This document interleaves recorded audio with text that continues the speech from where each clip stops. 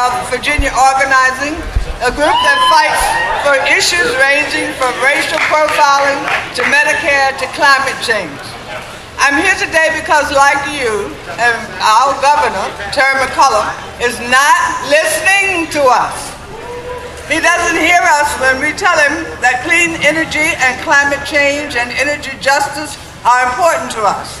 And since he won't listen to us in the mountains of Virginia, in the coastal regions, and in Northern Virginia and elsewhere, we are bringing our voices to him today, right where he lives.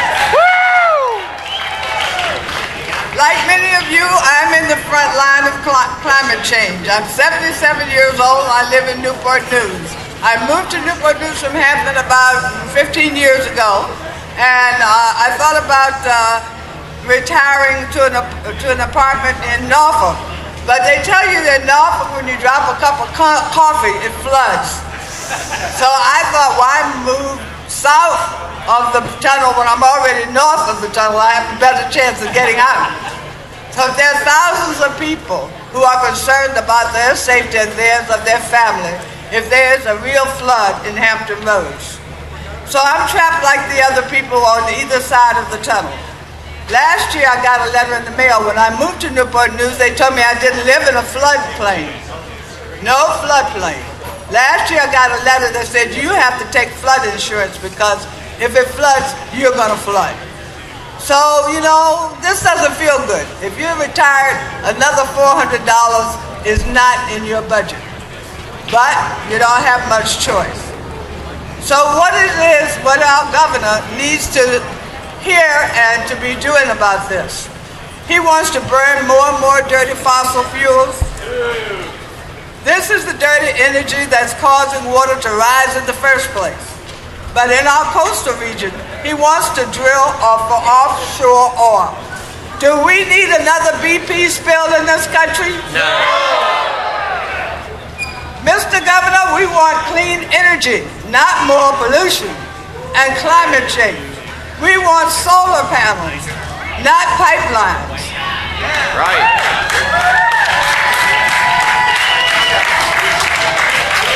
We could get more of the state's electricity just from offshore wind power in the future than we can with all these other sources. So today, let's make sure that the governor hears our message. Let's start right now. We're going to practice the chant because you're going to say it later on. You ready? Yeah. People first, not polluters. People first, not polluters. People first, not polluters. People first, not polluters. How about you can't drink money? Thank you. So now here are how things are going to work. We're going to try to move this program along quickly. Some of you have been here a very long time. I know it's hot out there. Please keep drinking water. Please keep hydrating. Go to any shady place you need if you need to. If you need some medical attention, let us know. Okay?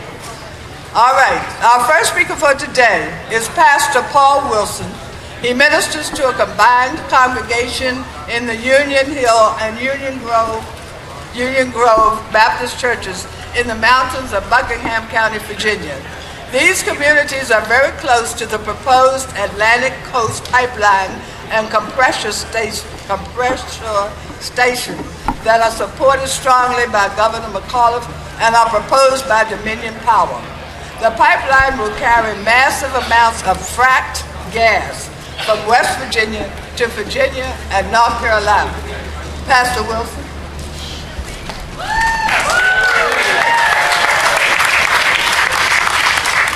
Thank you.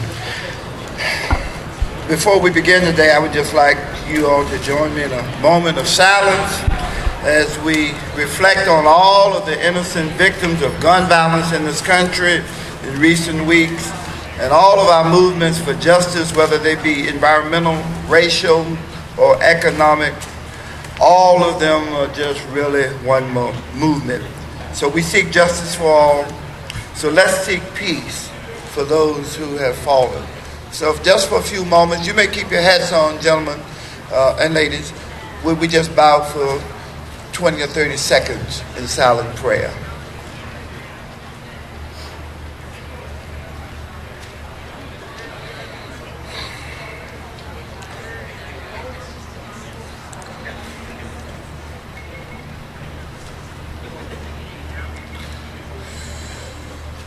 Amen. Amen. I'm Pastor Paul Wilson, and I thank you for this occasion to come just to express a few words. Our churches, we're one church with 2 locations in beautiful Buckingham County, Virginia, and I serve as the senior pastor. And our church is in ground zero for the proposed compressor station for the Atlantic Coast Pipeline. But what do you mean by ground zero? Because if, when, or however, if it blows, everything within a 2-mile radius is just totally destroyed. And we are about, as the crow flies, 1/2 mile from the compressor station, both of our churches. About 60 out of 100 of the surrounding landowners, those who are adjacent to it, are members of our congregation. The real underlying message, as Dominion Power is saying, they're telling all of us about how good it is, but their underlying message is that we don't really care about life. We don't care about your life. It really does not matter.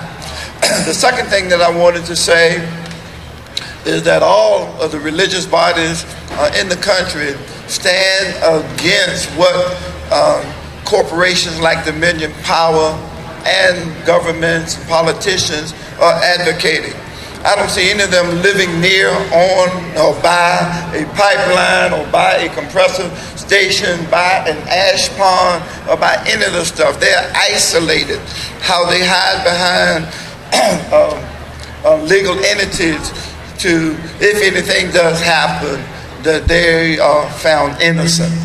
Our lives do matter. Our lives do matter.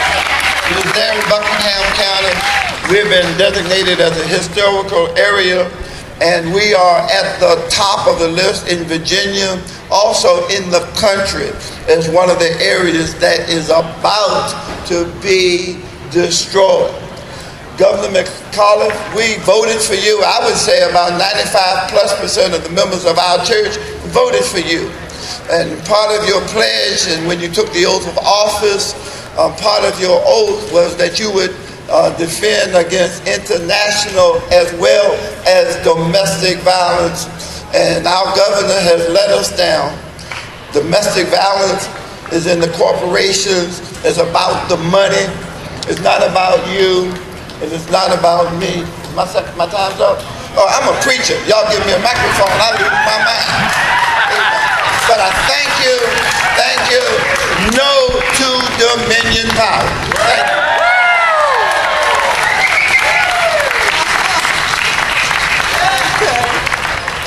Our next speaker is Louis Freeman. Louis, Chair and Executive Director of the Allegheny Blue Ridge Alliance, a coalition of 50 organizations in Virginia and West Virginia that are opposing the Atlantic Coast Pipeline. The ACP is fully supported by the governor and will require seizing a 600-mile strip of public and private land while dramatically increasing climate pollution in Virginia from leaking methane.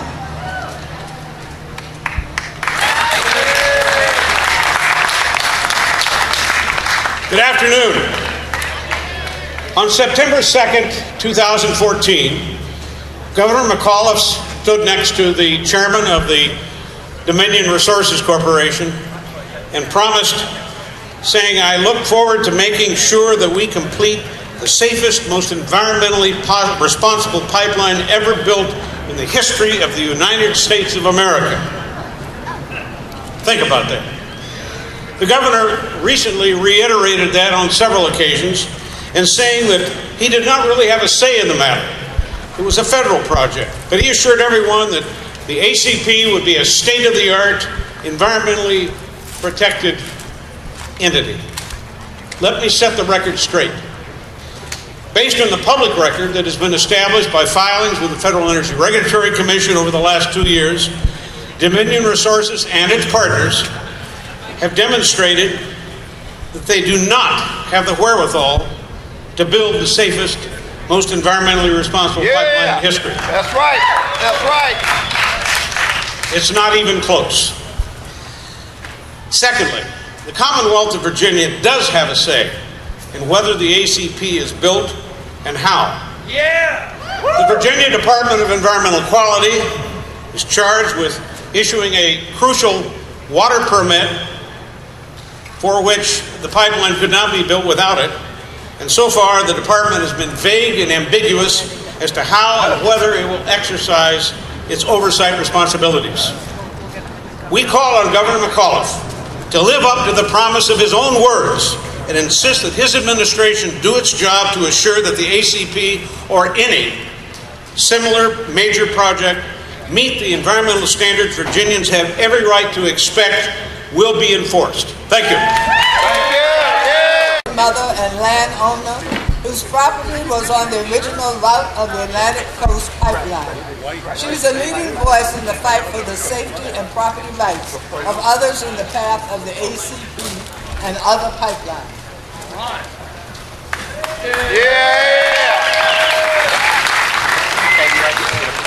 Hello. Family, that is the most valuable part of my life. I am no different than any of you all. Family to all of us is priceless. I do not want anyone to experience the threat of pipelines. My home in Nelson County was 100 foot from the original proposed Atlantic Coast Pipeline. My family was well within the 1,100-foot kill zone. I have seen my family worried over the threat of surveyors trespassing. I have experienced the consistent lies of Dominion, such as it will not devalue my property, it will not endanger my family, and it will not destroy our waters. I have told Tom Farrell, the CEO of Dominion, my concern over a pipeline exploding next to my family. He stated pipelines do not explode. I told him write that down. He said he could not. I told him if he could not write it down, then do not say it. I have been to West Virginia to see what fracking has done to the environment. I have seen homes with no water and now are relying on trucked-in water buffaloes. Our constitutional rights to our private property and our rights to a clean and safe environment for our children are being threatened by the fossil fuel industry. It is time for our governor to become informed, live up to his promises to protect the people and environment from the impacts of climate change. Thank you. In solidarity.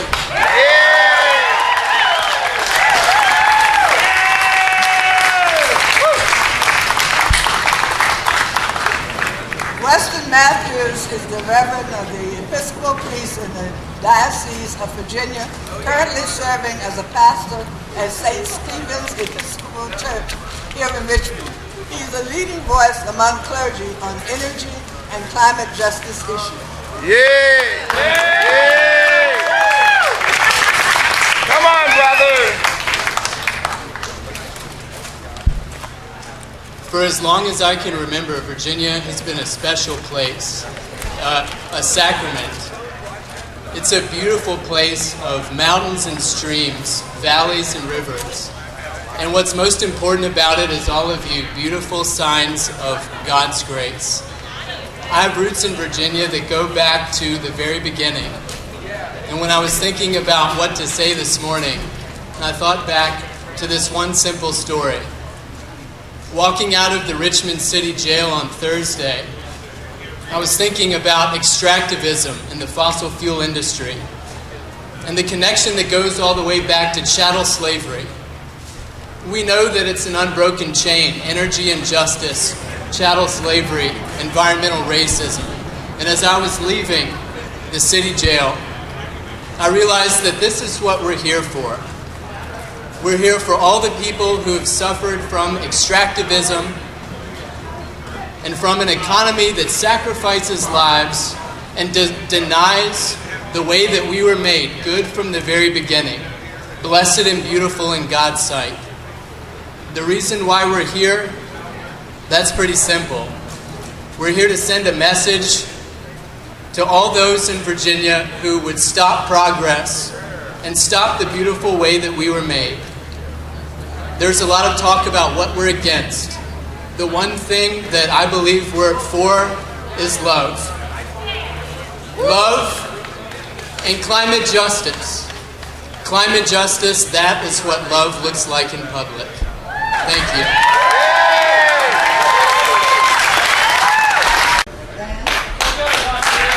My name is Dan Morrow, and I was asked to come my story today. Early this year, it was brought to my attention my family drinking water may be contaminated by Dominion Power. Dominion Power's coal ash pond heating is approximately 1,200 feet from my house. Over the past 6 months, with the help from Dean from the Potomac River Keepers Network, I've worked hard to educate myself on the dangers of coal ash, and what I found scared the hell out of me. The Virginia Department of Health tested our water, told us our water was safe. We also had other credible labs do a series of tests on our water, and they found toxins commonly associated with coal ash. Toxins as chromium, hexavalent, cobalt, plutonium, and other carcinogenics. The private labs were so concerned that they called me directly to make sure that my family was not drinking this water and was unsafe. I could not believe Virginia Department of Health could get this so wrong. This is where it gets hard for me. That's all right, bro. My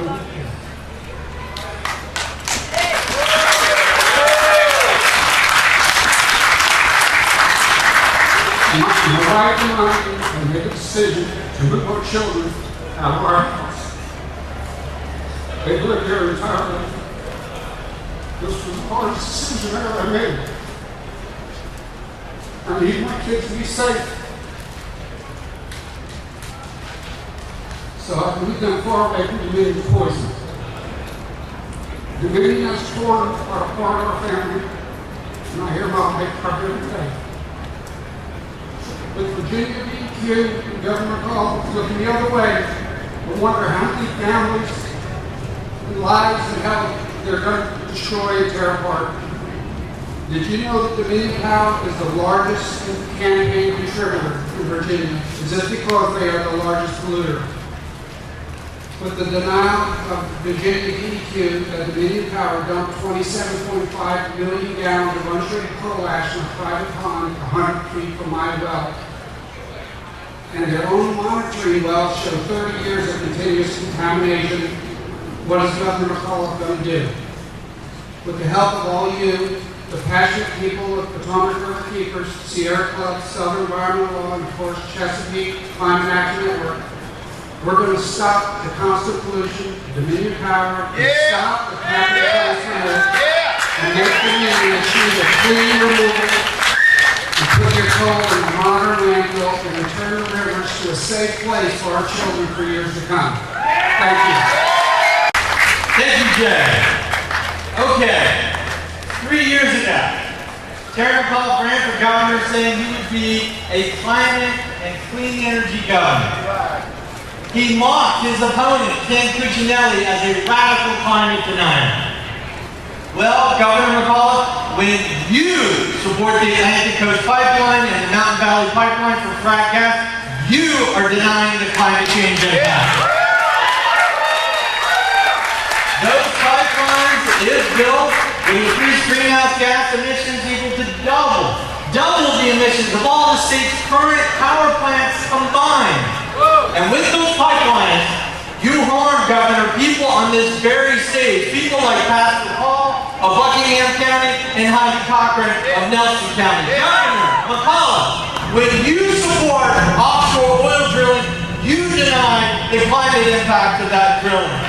With coastal drilling, which the Pentagon and the Interior Department now are against, you, Governor, would increase climate pollution equal to adding 24 million more cars to America's roads. And that oil harms people like Jay Johnson of Newport News, who has nowhere to go when the water rises. Governor, for nearly 3 years, you've been wearing a pair of these. Flip-flops. You flipped. You have flipped on climate action. You have flopped on real energy justice. So now, Governor, it is time to throw the flip-flops away. It is time instead to put on some work boots. Governor, our demands today are simple, and you have the power to act right now. We say no pipelines in the mountains, no drilling on the coast, no coal ash in our rivers, and we say commit finally to net greenhouse gas reduction under federal and state clean power regulation. It is time finally to work, Governor, for solar power.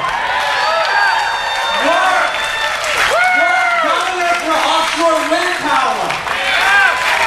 Work for flood protection. Work for climate justice. When I speak this next sentence, I want all of you in the audience to say the word, so do we. All right? You say, so do we. As the temperature rises, so do we. As the ocean rises, so do we.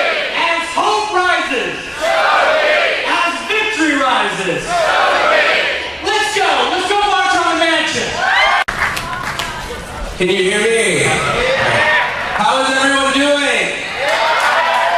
It's absolutely awesome to see you here. And I want you all to see and feel yourselves here. Because the important thing really to remember in all of this is that in terms of bringing about change, it has to start with all of you. We've heard a lot of lip service from Governor McAuliffe. You've seen people politicking. People are so often looking up and waiting for the leaders to do something. It is their responsibility to do something, but they're not going to do anything without you all. So I'm here today because I care a lot about environmental justice and I care a lot about Virginia, and I don't think any community is disposable. And what's going on right now with the way we're developing our technologies, our industries, and who we are letting impact the decisions, we are creating a plethora of disposable communities, and that's really not right. But you all are here today, and one thing I want you to keep in mind is that you should use this as an opportunity for building. Don't let this be the end or the pinnacle of anything. Network with people, talk to people, try to think about what else can be done. This should not be the end of anything. You should look at this as a launching point. You're around people all around you are here because they care. These are people you should be in contact with. We're trying to build things here. This is not just, a single event where you take some pictures and we do one march. This march is really great because it's brought so many people together, and this is a good opportunity. So I really want to encourage you all to take care of each other, to support each other, and use this momentum here to build more, to even escalate. This should be something that you can use as a launching point. This is not the peak, this is the beginning. So I'm really excited to be here with all of you all. I look forward to the march, and just keep the energy positive, keep supporting each other, and remember, this is the beginning, it's not the end. Thank you. Student at Virginia Tech University and an activist with the Virginia Student Environmental Coalition.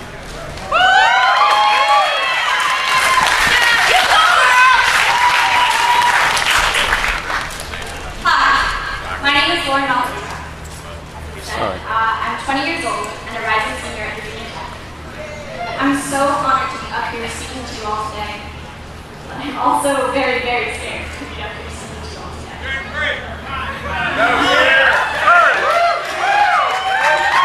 But that's just it. This is a time of fear. Climate chaos is terrifying. Months and months straight of the hottest temperatures on record are incredibly scary. And sea level rise and flooding destroying our communities reminds me of what's at stake. I found myself overwhelmed and paralyzed by that fear for a while. I didn't think I could be heard by my government over the deafening roar of fossil fuel industry money. I didn't see how I could take on big oil and big gas. I felt like these problems were too big and that my voice was far, far too small. Then I started organizing. I got involved in my school's environmental coalition and got involved in the statewide youth climate movement through VSEC, the Virginia Student Environmental Coalition. We are a statewide network of young people resisting the expansion of fossil fuel infrastructure and fighting for a democracy free from control by corporate polluters. And for the first time, I feel that I am part of the solution. But I still feel that fear, and I know I'm not alone in this feeling of helplessness and voicelessness. Our futures are being bought and sold behind closed doors. My own representative, Morgan Griffith, is a climate denier, and in 2014 his top campaign donations came from Dominion, with Alpha Natural Resources, Koch Industries, and ExxonMobil breaking the top 10. But this isn't just about climate deniers. Every member of Virginia's General Assembly has taken money from Dominion.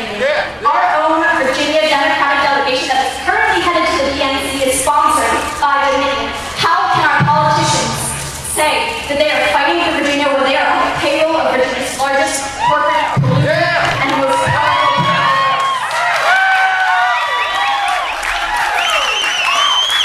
Our representatives aren't representing us. We are for climate justice. We need radical action on climate change. We need it now. We needed it for decades. And we can't wait any longer. In a world where our politicians and our politics are steeped in inaction and swayed by the dirty money the fossil fuel corporations are funneling their way, words like these can often feel like desperate pleas. But looking at the hundreds of Virginians that are gathering here today, I know it is a powerful demand, a statement that we will fight until our land, our families, and our futures are safe once again. All other liberation struggles are tied into this one. Climate change is the global threat multiplier of our time and will exacerbate the problems of inequality, conflict, and suffering that already so often seem too great to solve. Yes. Climate justice means striving for a fair future that supports all communities. It means creating community-owned solar programs, more investments in wind, and better battery technology. It means protecting Virginia's lands from toxic infrastructure like pipelines and deadly coal-ash wastewater. It means keeping fossil fuels in the ground. It means knowing that a carbon-free future is not only possible, but necessary. Yes. The current system of valuing profits over people is the root of our strife. We stand here to reject that system. We stand here to demand a fossil-free democracy. We know that our future lies in our hands, and we take that power to the streets today. We only have like 3 more speakers, and then we're going to start marching. We're probably going to start marching around 1 o'clock, so we're almost there. I want to remind everyone, drink water. Drink water. Drink more water than you think you need. Drink up, and there's more back there on the water table. So everybody drink a lot of water. Also, there's sunscreen and there are electrolytes back there as well. I want to thank everyone for coming. We have people from Nelson County, Stanton, Nova, Hampton Roads, Western and Southwestern Virginia, Richmond, Charlottesville, and all over. Thank you. Give yourselves a round of applause.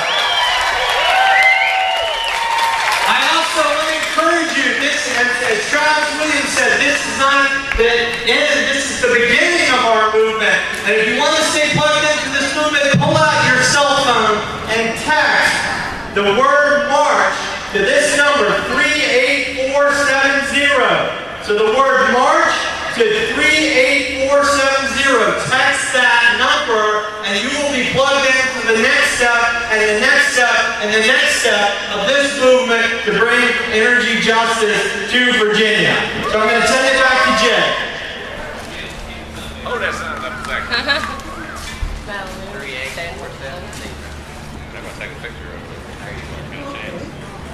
Our next speaker is Carolyn Rowland.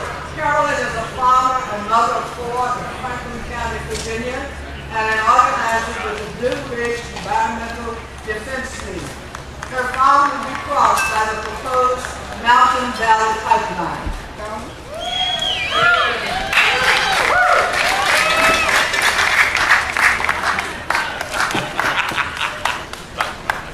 Anywhere I go, I love getting these props. And this is the custom-made hula hoop. That's on the standard size, by the way.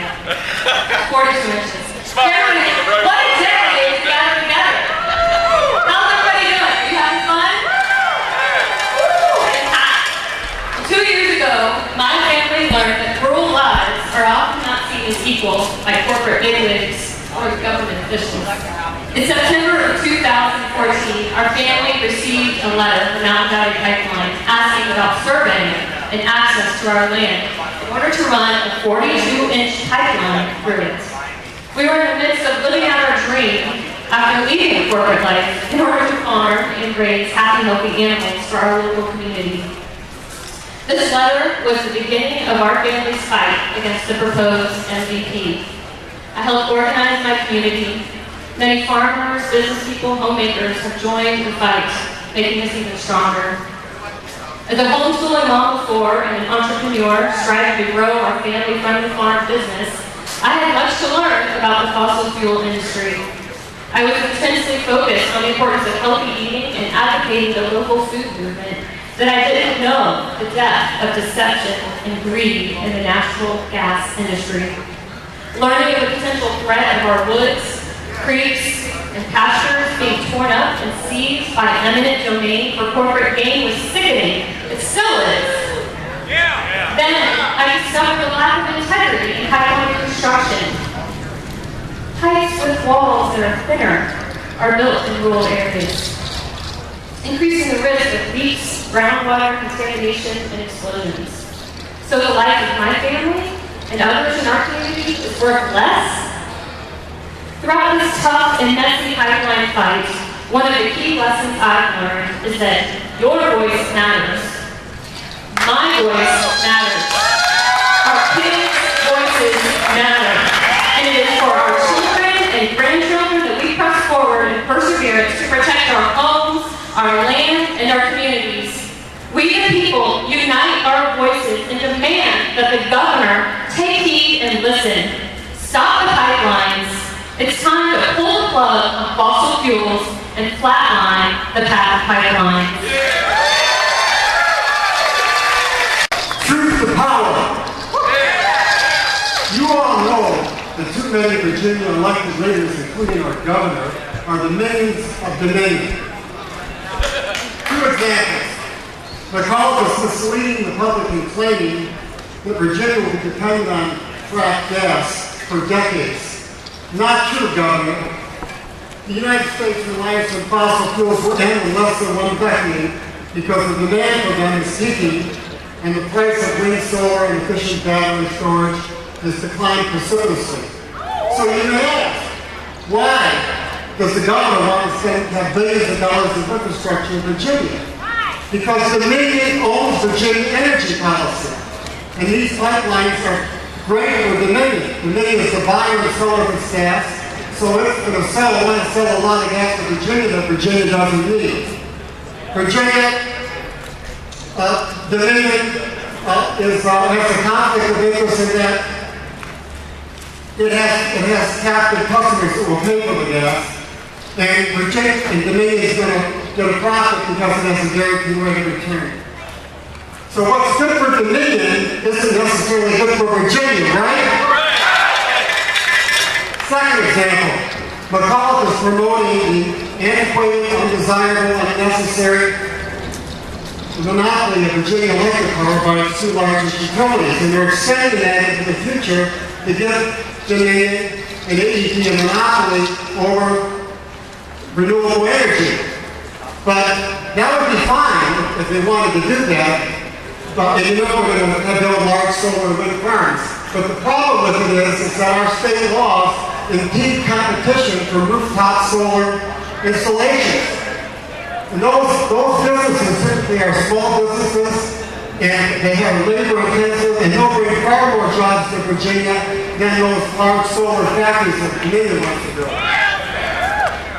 A study comparing various models of Virginia's compliance with the Clean Power Plan concludes that compared to Dominion's plan, if Virginia were to adopt the policy of having fewer gas generation plants and a larger mix of renewable fuels, it would create thousands more jobs than those solar factories.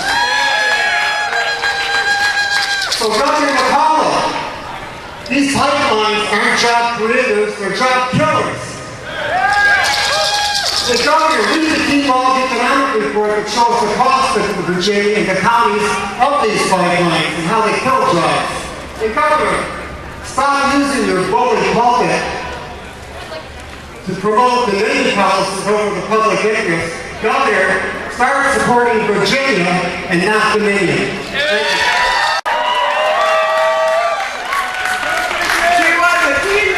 Successful fight against the Keystone XL tar sands pipeline. She is now president of a group called Bold Alliance, dedicated to helping people in states like Virginia stop dangerous pipelines like the Atlantic Coast Pipeline and the Mountain Valley Pipeline. Jane, welcome to Virginia.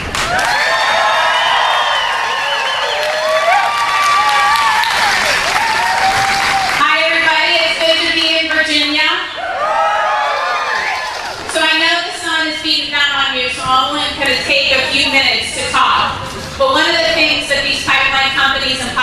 politicians like to tell us is that we will never win. When we took on Keystone XL, literally, not only the national environmental groups, but every single politician told us that we were going to lose, and so we should just give up, sign the paper over to turn over the land, and get on with our lives. We told them no. We told them that we, the people, have the power to stop these pipelines. We told them that we, the people, know the extent that climate change is clearly linked to every single fossil fuel project and infrastructure that they're trying to shut down our throats. Whether that's the frack gas pipeline, whether it's the tar sand pipeline, whether it's the coal ash, whether it's the offshore drilling, all of that is connected to three things. It's connected to taking our land by eminent domain, which is fundamentally against our core of Americans. It's connected to climate change, which disrupts our livelihoods and destroys our water. And it's connected to these powerful corporations continuing to buy off our politicians. And we won't take it anymore.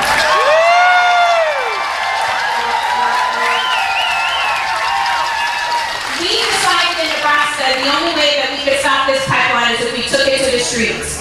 We never had as much money as TransCanada to buy ads and do all the fancy stuff that lobbyists do, or all the paid politicians that get on TV as their mouthpieces. But what we had was our votes. What we had was putting on our boots every morning, getting into the streets and doing creative actions. Don't ever let somebody tell you that a march does not matter. Politicians hate when you put political pressure on them in the public. They hate when you go to their front door and surround mansions. They hate when you write letters. They hate when you show up to the state capitol demanding no eminent domain for private gain. And so I will end with this quick story. In Nebraska, we're known for our corn and football, but mostly our corn. The pipeline was going to threaten the sacred part of our sandhills. It was going to cross what was called the Ponca Trail of Tears. And so the Ponca tribe was forced off their land over 136 years ago. They lost their corn because when they were forced off their land, they didn't have time to harvest it. The only seeds of corn they had was in the medicine bundles that many feeders wore around their necks for literally over 100 years. We decided that we were going to plant that corn inside the proposed Keystone XL pipeline, not only as a symbol of our resistance, but as a symbol of prayer. Because we needed as many prayers as possible to stop that pipeline. We hand-planted over 8 acres of corn, and then harvested that corn to replenish the Ponca corn seed bank. But we did more than that. When we stopped Keystone XL, we made a pledge that we were going to go to every community that asked to help us plant what we call the seeds of resistance. We have seeds of resistance planted along the Atlantic coast and the Mountain Valley pipelines in Virginia and West Virginia. There are people here that help plant those seeds of resistance. Every single one of you is a seed of resistance to stop these risky pipelines.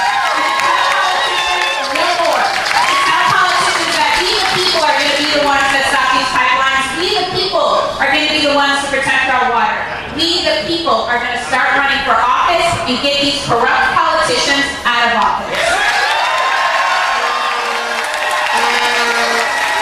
So come fall, you'll see these foods in this space again coming to Virginia and West Virginia to harvest that Ponca sacred corn, to harvest those seeds of resistance, to harvest the hope that we can stop these pipelines. And so let's today remember that we are putting pressure on Governor McAuliffe. We are also putting pressure on one of your politicians who is now in the limelight, Senator Kane. And I will tell you that Senator Kane was one of the first elected officials to come out against the Keystone XL pipeline. He came out against Keystone XL at a time when it was toxic to do that as a politician. And so he is not perfect on fracked gas. He is not perfect on coal. There is a door there, and there is a path, and we've got to keep putting pressure on these politicians. So join us this fall to harvest the seeds of resistance, but today we use our voices to tell Governor McAuliffe it is time to side with we the people, not the pipeline companies, not the coal ash, not all of the other infrastructure that is Thanks, guys.